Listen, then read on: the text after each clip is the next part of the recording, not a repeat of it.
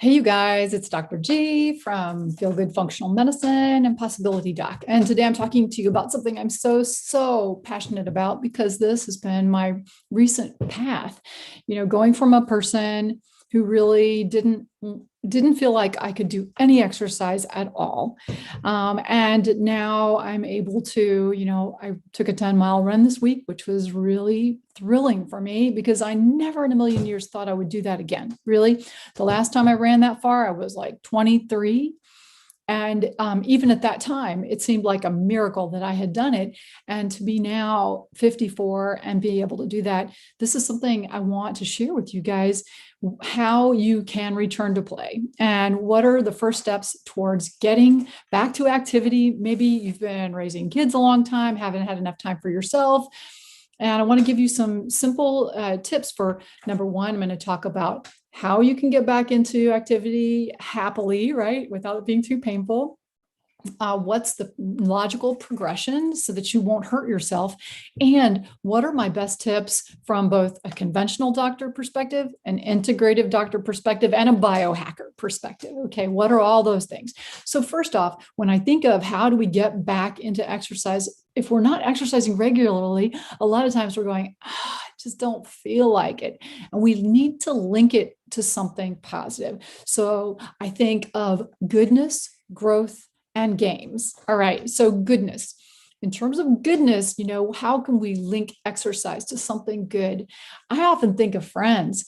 How can we make movement? And I'm not even talking about like running a whole long way, but I'm just talking about walk, simple movement, part of something that brings you goodness and brings you happiness, brings you joy. That might be like a gentle flow yoga class that you and your buddy go to. It could be a walk with your dog where you really like appreciate all the awesomeness of your dog, because seriously, don't dogs bring goodness anyway? The next G would be growth. When I exercise, I like to listen to something that inspires me. So often, when we are like mindlessly consuming things on our phone or things, we might be listening to movies or news, stuff that does not really take us to a better place, right? And if you can combine your joyful activity with some kind of motivational something, some kind of growth, it really can help you look forward to it. The other thing is, I'm not saying that's the only way to enjoy exercise. Sometimes I like listening to a good sci-fi novel when I'm running. Right now, I'm listening to Orson Scott Card's Pathfinder on my long runs. And honestly, it makes me look forward to these long runs, which is kind of crazy. Like, what's up with that? And then finally, games. When we were kids, we loved to play games. And so that's why now, I haven't been playing games in a long time. I want to get back to playing tennis because the most fit 90-year-old that I know still plays tennis. Tennis is one of those things you can really play for a long time. But is there some kind of game that you used to play when you were younger that you've gotten away from, or some kind of activity or sport that was really fun that you can start in a low-key kind of way? And so it's important as you're beginning to move back into exercise that you keep it light and keep it happy. You don't want to, get yourself down if you make a plan to go somewhere and you don't. You just want to keep it positive. And then I think beginning with gentle, consistent movement, setting a little schedule and say, okay, I'm going to go on a 10-minute walk today. All right, I'm going to call a friend and make a plan. Gentle, consistent movement. And because our bodies, as we get older, we aren't as flexible as we used to be.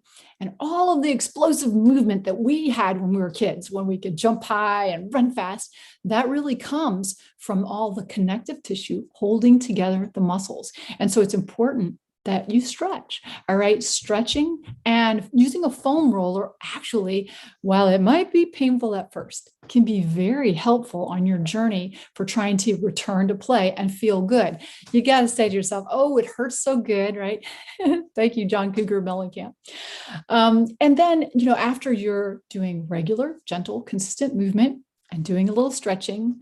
The next thing I think that's really easy to add is isometrics or simple body weight. I like to do a short isometric routine, like 4 or 5 exercises before I leave my bedroom in the morning. So I can be like, yeah, I did it. I was able to do some exercise before I've left my bedroom, right? And I feel like that. And when I do that, the whole day goes better. So what if you start to jog or walk or do some exercise and you start to feel it somewhere, like one spot begins to bother you? This is where I'm going to give you conventional, integrative, and biohacker tips here.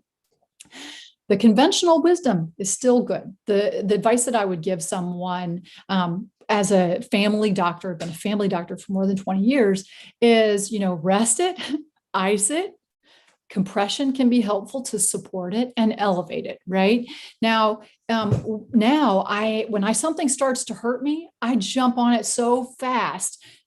Not jump on it literally, but jump on trying to get it better so it can fully heal. Because the way we end up not being able to have fun and play and do all the stuff we want to do is when we take a little injury, we ignore it, and it becomes a big injury. And the older you are, the more challenging it is for your body to heal. So rest, ice, compression, and elevation, RICE, along with NSAIDs. And I want to say a word about things like ibuprofen.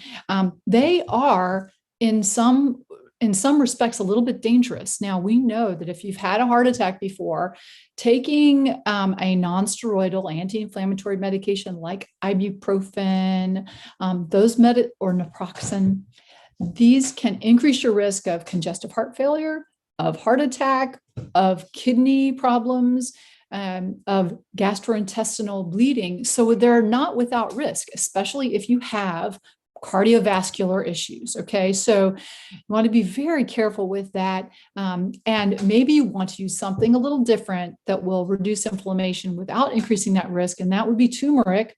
And now we're moving into the integrative suggestions here for ways you can boost your recovery. Turmeric is an anti-inflammatory that can reduce arthritis pain and also reduce inflammation in the body. Turmeric just does a lot of good things. And these days, they're coming out with different size molecules that the turmeric is packaged in. So soon we're going to have even more bioavailable. That means you take it and it goes where it needs to go. But it's been shown to help the cartilage. It's been shown to improve pain. And me, honestly, I take curcumin, which is a kind of turmeric, on a daily basis to help keep my inflammation low. Talk to your doctor about anything, of course. Vitamin C also is something that it speeds wound healing. So if you are starting to get an injury, vitamin C, turmeric, I like essential oils such as frankincense or deep blue from doTERRA is something that I will put on places that start to hurt. And I really do rest an area if I start to notice one area is getting more intensely uncomfortable. Then lastly, we've got the biohacking part of it. And honestly, this is why I think that I'm able to now run 10 miles where, a year ago, I could not even run 1 mile. I use a combination of red light therapy. So when I start to have an injury, I'll use near infrared light. You can find more information on red light therapy online, but I think that can be effective and helpful. It's important to note that there is too much of a good thing here. So you want to find a good resource for the dosing of red light, right? I also actually use something called frequency specific microcurrent. Frequency specific microcurrent is making a lot of headway in terms of musculoskeletal issues. If you talk to trainers for these big, for professional sports teams, many of them use frequency specific microcurrent to get their athletes back onto the field. And I think for me personally, it's been kind of a miracle to be able to have, I have a machine that, if I'm starting to have a pain in my ankle, I will apply the machine right then, and I have a way to program it. But this is something that's, if you look for a practitioner that does frequency specific microcurrent, they can even program a home machine for you so that if you start to have tendon pain, or, they can help you understand how to use it, you can apply it specifically to try and help speed the healing of the tendon pain. And there's a great book by Carolyn McMakin. She's a chiropractor who helped teach people about how frequency-specific microcurrent can help. And that's a really wonderful resource you might want to read. The other thing that I do is I do a kind of patch that activates stem cells in the body. And this patch is a type of light therapy, photobiomodulation, really big word, but by activating stem cells, and I place it in the area that's starting to hurt, and I'll put a link below to some of these resources so you guys will see where you can learn more about them. You can activate stem cells in the body, and that can promote healing because it supports the body's own ability to heal, because stem cells can become any kind of cell that's needed. And so I find that really helpful. So the last thing would be pulsed electromagnetic field. This is also, first identified as helpful in horses to heal fractures, because, fractures in horses are pretty bad things. But pulsed electromagnetic field therapy is another thing that I do use on a daily basis to try and keep my blood flowing. And I feel it's like, for me personally, it's been a huge change in my ability to begin to perform again as an athlete, which I'm really excited about, because as we get older, we do not have to decline. There's a recent study out showing that clearly folks around my age in their 50s are able to be healthier, and they are able to live more vitally for a longer period of time.